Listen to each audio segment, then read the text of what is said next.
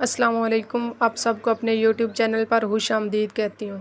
तो आज की वीडियो में हम बात करेंगे जिसने रहमत कार्ड के लिए अप्लाई किया था उसकी लिस्टें लग चुकी हैं। अगर आप घर बैठे अपने रहमत कार्ड का स्टेटस चेक करना चाहते हैं तो कर सकते हैं। उसके लिए आपको गूगल में जाना होगा, रहमत कार्ड के ऑफिशियल पोर्टल ओपन करना होगा इस लिंक के ज़रिए।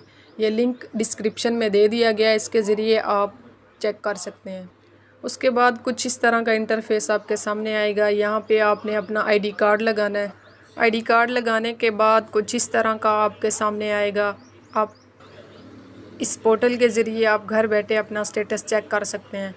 इस तरह की मज़ीद इन्फॉर्मेटिव वीडियो के लिए हमारे चैनल को सब्सक्राइब कीजिएगा। शुक्रिया। अल्लाह हाफिज़।